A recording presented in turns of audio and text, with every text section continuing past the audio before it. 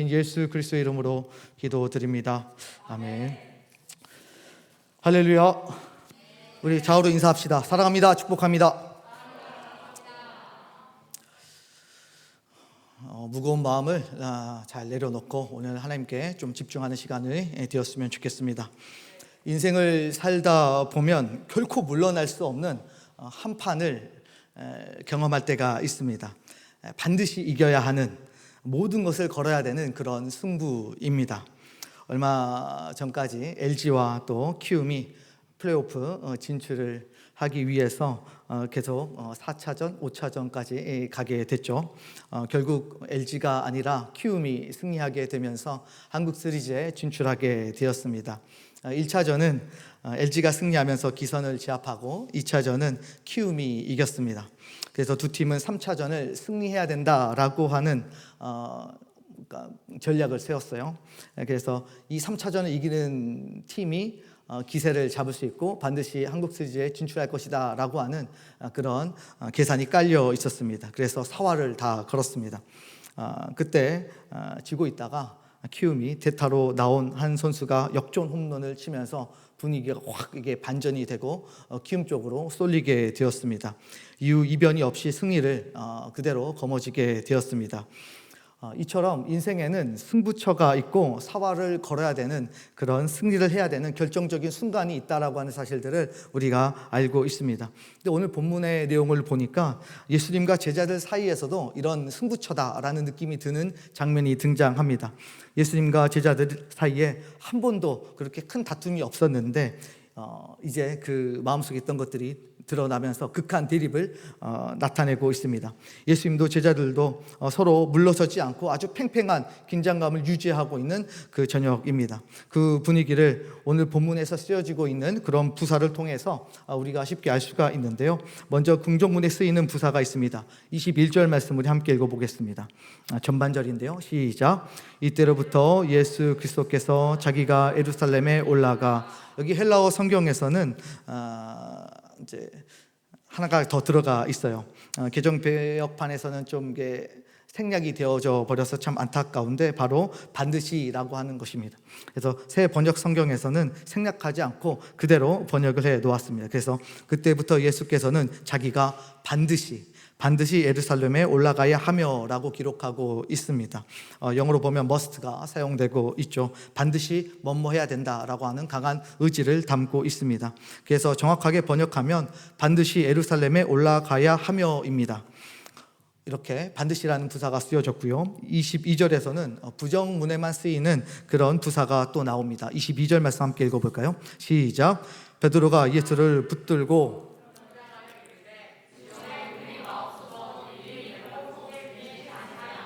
무엇입니까? 결코입니다. 네버가 사용되고 있습니다. 이 일이 예수님께 결코 일어나서는 안 됩니다 라고 말하고 있고 또 강하게 주장하고 있습니다. 이처럼 긍정의 반드시와 부정의 결코가 대립구도를 형성하고 있습니다. 이 둘이 함께 갈 수 없습니다.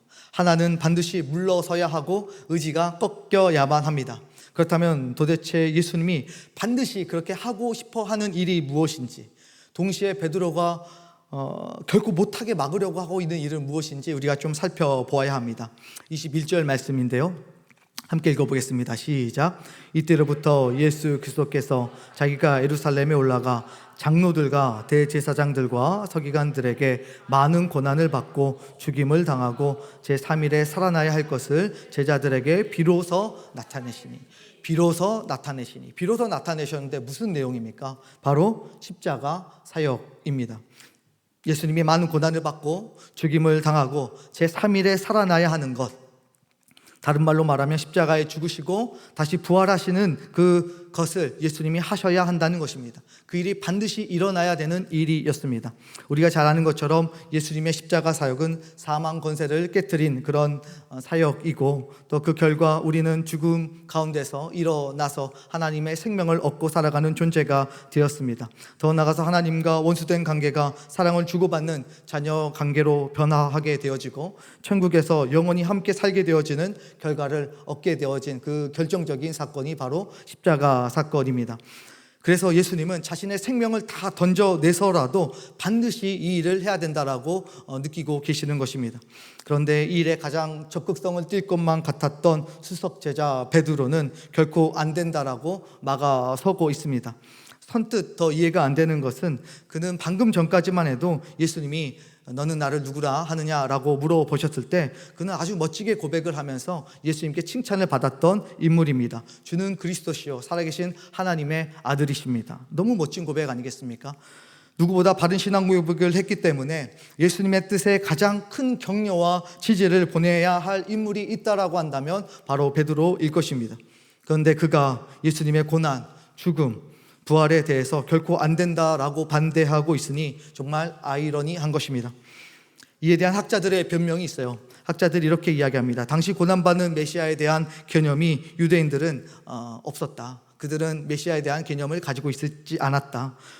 조롱당하고 수치스러운 죽음을 당하는 메시아를 그들은 상상도 하지 못했다라는 것입니다. 그들이 꿈꾸며 바랬던 메시아 상은 다윗 왕과 같은 왕이었습니다. 로마 속국으로부터 해방을 가져올 만한, 다른 나라들에게 조공을 받을 만한 강력한 나라를 만들 수 있는 왕, 경제적으로 어려움이 없이 풍요로운 삶을 영위해 줄 수 있도록 만들 수 있는 그런 능력 있는 왕을 원했던 것이죠. 더욱이 당시 사람들은 모든 전쟁은 신들의 전쟁이라고 생각하고 있었기 때문에 그 어떤 나라의 신들보다 하나님의 위대함을 드러낼 수 있는 왕을 그토록 원했습니다. 베드로와 제자들 역시 유대인들이 가지고 있던 이런 메시아 상과 전혀 다를 것이 없었다라고 하는 것입니다.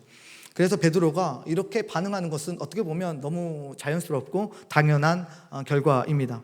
오히려 자신만의 소신이 있고 자신 안에 있는 것을 감추지 않는 정말 솔직한 사람 중에 한 명입니다. 그의 이러한 말과 행동을 통해서 우리는 베드로를 이렇게 생각해 볼 수가 있어요. 베드로는 개인의 이십식양면을 위한 개인주의적인 그런 인물이고 또 동시에 민족과 나라를 위하는 민족주의자다. 이렇게 우리가 해석해도 크게 틀리지는 않을 것입니다. 어떻게 보면 개인주의자이기도 하시면서 동시에 민족주의자이시기도 한 그런 베드로입니다. 비단 베드로뿐만이 아니라 제자들에게서도 똑같은 성향이 등장하고 있습니다. 예를 들어서 예수님이 왕이 되실 때 나는 우편에 동생은 좌편에 앉게 해주십시오라고 청탁했던 야고보와 요한이 있었습니다. 개인주의자들이죠. 또한 시몬처럼 열심당원이 있어서 로마와 무력으로 맞서 싸우겠다는 의지를 다졌던 제자들도 있습니다. 애국주의자입니다. 그러나 그들이 개인주의자이든지 민족주의자이든지 간에 나름대로 소신과 신념을 품고 있었을지라도 그들이 하려는 일은 하나님의 일이 아니라 사람의 일이었습니다. 십자가 사역을 저항하고 거부하는 그런 일이었습니다. 개인적이든지 국가적이든지 자신의 목적을 달성하기 위해서 나라의 미래를 충족시켜줄 만한 그런 메시아를 추구하는 것은 사람의 일이었다라고 하는 것입니다. 그 사람의 일을 위해서 메시아가 필요했을 뿐이고 그 메시아를 통해서 목적을 이루겠다라고 하는 종교적 신념은 정말 무서웠습니다. 베드로가 이렇게 저항하죠. 22절 말씀인데 함께 읽어보겠습니다. 시작. 베드로가 예수를 붙들고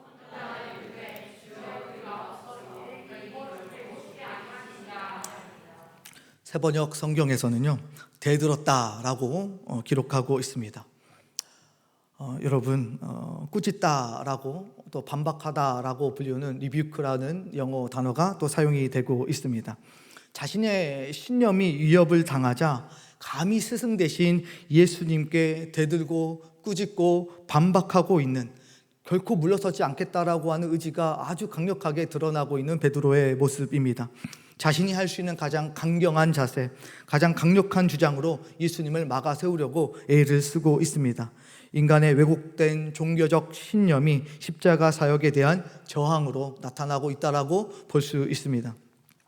그래서 저는 이런 베드로의 모습을 보면서 자신의 신념을 진리에 투영을 시키고 사는 그런 사람들이 어떻게 보면 가장 무서울 수도 있겠다라는 생각을 해보게 되는 것입니다. 다르게 말하면 자신의 욕망과 뜻을 진리를 통해서 표현하고 표출함으로써 그것을 정당화시키며 살아가는 삶이 위험하다라고 하는 것입니다. 자신은 하나님, 예수님을 위하면서 산다라고 신념을 갖고 행동하고 있지만 정작 그 안을 잘 살펴보면 주님과의 관계는 전혀 고려되지 않고 또 그 신념으로 많은 사람들을 세뇌시키면서 괴롭게 만들고 상처를 주는 일들이 그렇게 많이 발생하게 된다라고 하는 것입니다. 왜곡된 종교적 신념을 진리에 덮어 씌워 살아가는 그런 일들이 어떻게 보면 주위에 굉장히 비일비재하게 많이 있습니다. 예를 들어서 기복신앙이 아주 좋은 예가 될 것입니다. 예수 믿으면 성공한다, 예수 믿으면 부자 된다, 예수 믿으면 만사 형통하다, 예수 믿으면 좋은 결혼 상대자를 만나서 행복하게 살 수 있다. 성경에 이런 말이 쓰여져 있지도 않고 또 십자가의 정신에도 그렇게 부합하지는 않습니다. 이건 진리가 아니라 개인적인 종교적 신념에 가깝다라고 볼 수가 있는 거죠. 그런데 이런 논리들이 아직도 일부 교회에 팽배해져 있는 모습을 볼 때 굉장히 부담감을 우리가 느끼게 되는 것이고 또 걱정할 수밖에 없는 것입니다. 자기 신념에 갇혀서 사는 사람들은 자기 모순 속에 살면서 모든 사람들에게도 상처를 주면서 살아갑니다. 예를 들면 그럼 예수 믿으면서 살아가는 사람들은 살아가면서도 실패한 사람은 어떻게 이야기할 것인가? 궁핍한 사람은, 일이 잘 안 풀리는 사람은, 행복한 결혼 생활을 못하는 사람은, 좋은 배우자를 만나지 못하는 사람은, 예수를 모두 잘 못 믿어서 죄가 많아서 그렇게 일어난 일이라고 생각하면서 그렇게 정죄하게 되는 것이죠. 절대 아니지만 항상 이런 식의 결말을 꼭 맺고야 말게 되는 것입니다. 조금만 안 되면 기도 안 해서 일어난 일이라고, 조금만 실패하면 죄가 많아서 일어난 일이라고 그렇게 만들어 가니까 만날 때마다 그런 사람들과 만날 때마다 상처가 있고 죄책감이 생겨나니 교회가 아주 몸살을 앓을 수밖에 없는 것이죠. 오늘 본문 말씀을 묵상하면서 제가 이를 꾹 깨물었습니다. 나머지 제자들 중에서 베드로를 말리는 그런 제자들이 한 명도 없다는 것에 화가 났기 때문입니다. 다들 암묵적으로 공감하고 있는 거죠. 베드로의 의견을. 베드로와 똑같은 종교적 신념으로 그들은 다 가득 차 있습니다. 어느 누구 하나라도 예수님이 그렇게 말씀하시고 선언하신 것에 있어서 분명한 목적과 의도가 있을 것이라고 말해주고 항변해주는 사람이 한 명도 없습니다. 우리가 3년 동안 예수님을 잘 따라다녀 본 결과 그는 병든 자를 고치시고 죽은 자를 일으키시는 분이시니 우리가 이해할 수 없는 뭔가 목적과 이유가 있을 것이다 라고 말해주지 않습니다. 아직은 이해하고 해석할 능력이 우리에게 없을지라도 우리 스승 대신 예수님이 그렇게 행동했다라고 한다면 나중에 우리에게 다 설명해 주시고 알려주실 것이라고 말하지도 않습니다. 말하면 자신의 신념을 의심하고 자신의 신념을 확인해 보는 그런 절차들이 일어나지 않고 또 그렇게 의심해 보는 인물 하나도 없었다라고 하는 것을 알 수가 있습니다. 예수님이 이들의 상태를 너무 정확하고 분명하게 아셨어요. 이제는 옳지 않는 그 신념을 꺾어 주셔야 합니다. 이제는 그 마음속에 잘못된 의도를 하나님께서 수술을 해 주셔야 되는 상황이 온 것입니다. 제자들은 이전까지 보지 못했던 예수님의 단호한 모습을 경험할 수밖에 없었습니다. 23절 말씀 함께 읽겠습니다. 시작. 예수께서 돌이키시며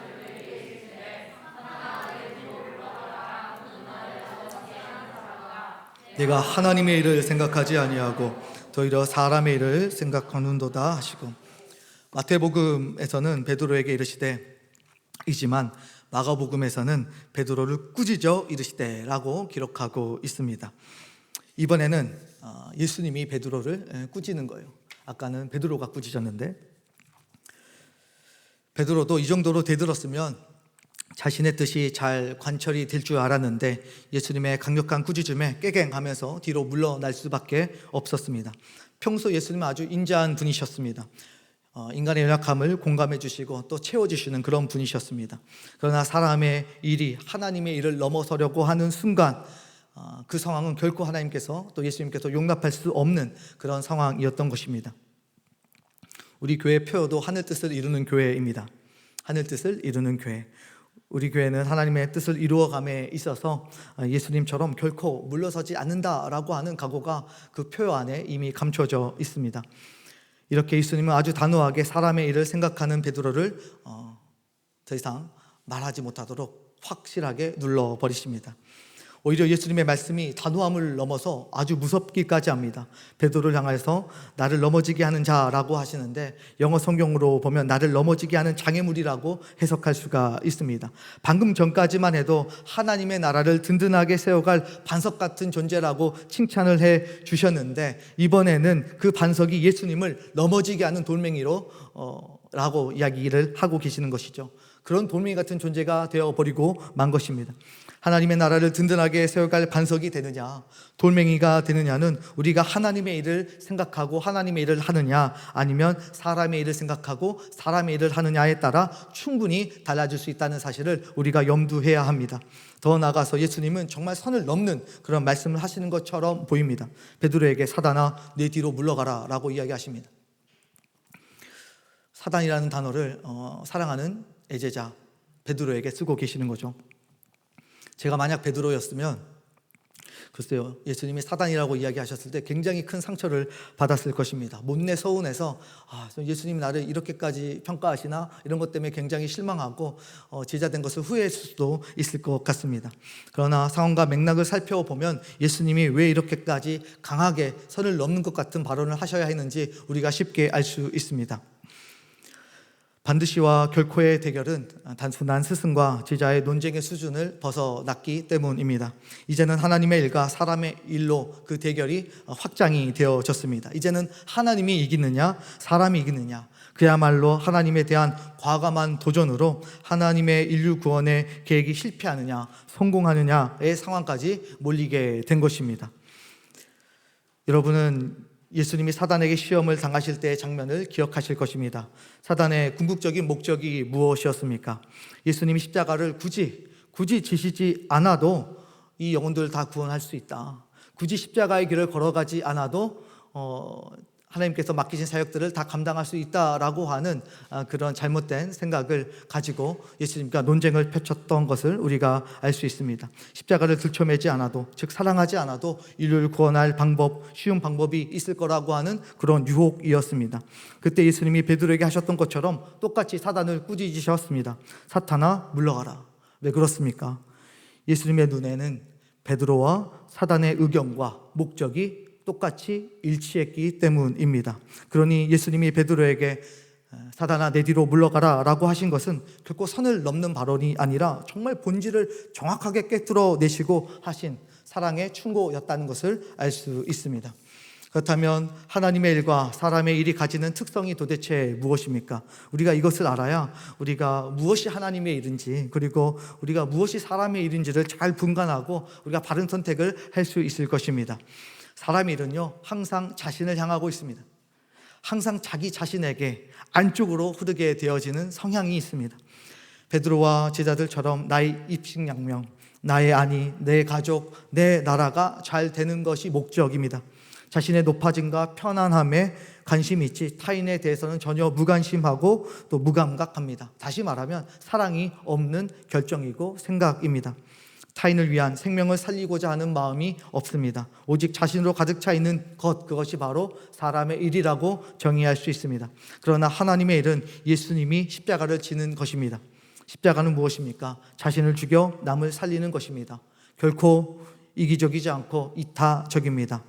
희생과 죽음을 통해서 부활과 영광을 얻게 만드는 것, 이것이 바로 십자가입니다. 무엇입니까? 사랑입니다. 이것이 하나님의 일입니다. 즉 사랑의 유무를 통해서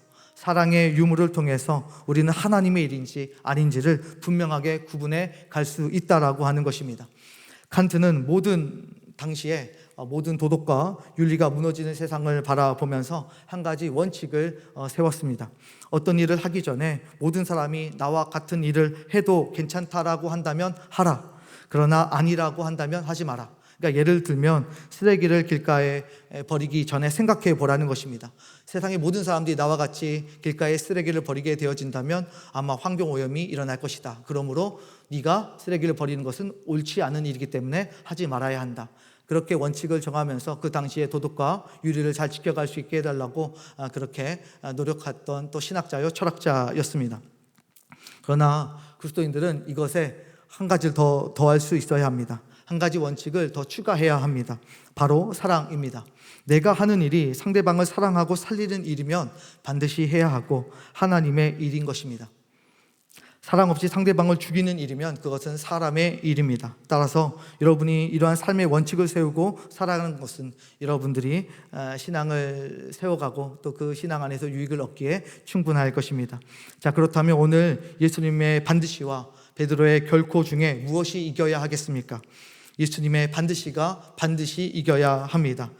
사람의 생각은 좌절되고 하나님의 뜻은 이루어지지 져야 하고 우리의 고집은 꺾여야 하고 때로는 혼나야 하고 하나님의 선하신 뜻은 존중받아야 하는 것입니다. 우리의 삶에 실제적으로 그런 선한 결과가 있기를 간절히 원하는 것입니다. 그런 삶을 위해서 예수님께서 해결책을 제시해 주십니다. 어떻게 하면 그렇게 살아갈 수 있을 것인가? 예수님께서 하시는 답변입니다. 24절 말씀 함께 읽겠습니다. 시작. 이에 예수께서 제자들에게 이르시되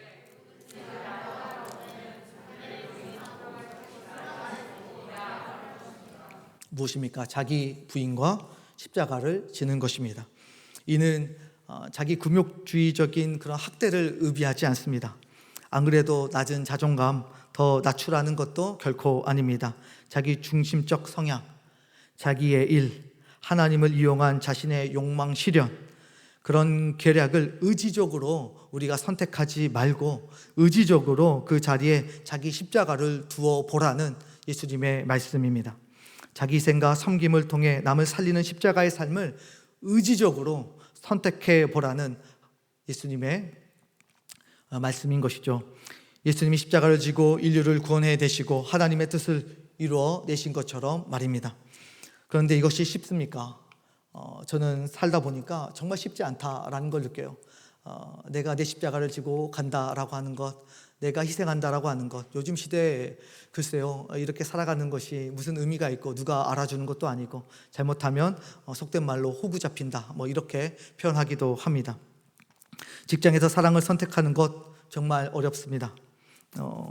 사랑하는 것보다 전체적인 분위기와 흐름에 따라서 일을 더 적게 할 수 있는 위치에 서고 또 많은 사람들에게 추앙받을 수 있는 자리에 가는 게 훨씬 더 쉽습니다.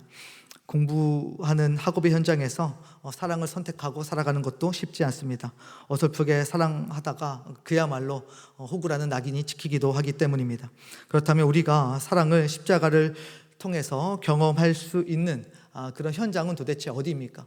우리가 사랑하며 십자가를 경험해 볼 수 있는 그런 위치, 공간, 하나님이 허락해 주신 그런 영역은 도대체 어디입니까? 그것이 바로 교회가 아니겠습니까? 이기적 본능을 다 내려놓고 의지적 이타성을 연습할 수 있는 하나님께서 허락해 주신 곳 바로 교회입니다. 왜냐하면 이 교회 안에는 십자가를 지신 예수님이 계십니다. 그 예수님을 따라 훈련받은 무수한 선배들도 있습니다. 그리고 그 선배들은 세상에서 끝까지 사랑하면서 살아갔던 삶에 성공한 인물들입니다. 십자가의 삶을 살아갈 때 서로 인정해주고 격려해주고 존경을 받도록 만들어진 시스템을 가지고 있는 조직이 바로 교회입니다. 그래서 교회는 하나님이 우리 보고 사랑하며 살아가라고 십자가를 지면서 살아가 보라고 허락해 주신 그런 공동체요, 하나님께서 만들어 주신 훈련소 같은 곳입니다. 따라서 우린 이곳에서 사랑을 배우고 이곳에서 십자가를 져보고 훈련하는 것이 반드시 선행이 되어져야 합니다. 교회 안에 정치적 색깔도 다르고 생각도 다르고 삶의 패턴도 다르고 목적도 다른 사람들이 한 곳에 모여서 함께 하나님을 예배하면서 살아갑니다. 여러분, 어떻게 다 행복할 수 있겠습니까? 어떻게 다 사랑할 수 있겠습니까? 어떻게 하나가 될 수 있겠습니까? 그럼에도 불구하고 그 안에서 서로 존중하고 배려하면서 함께 사랑하면서 부대끼면서 살아가는 것, 이것이 하나님이 원하는 그런 모습인 것입니다.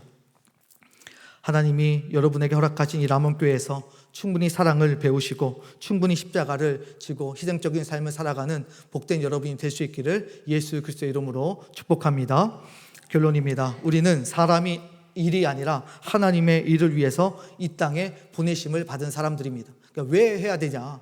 왜 우리가 쓸데없이 에너지를 소비해서 사랑하면서 살아가야 하냐? 하나님께서 사랑하라고 보내주신 그런 사람들이기 때문에 이 땅 가운데서 사랑하며 살아가야 합니다. 하나님의 일을 이루면서 십자가의 의미를 마음에 새기면서 그렇게 살아가야 한다는 것입니다. 우리의 삶을 통해서 하나님의 일은 항상 흥왕하고 사람의 일은 점점 세워질 수 있기를 원하는 것입니다.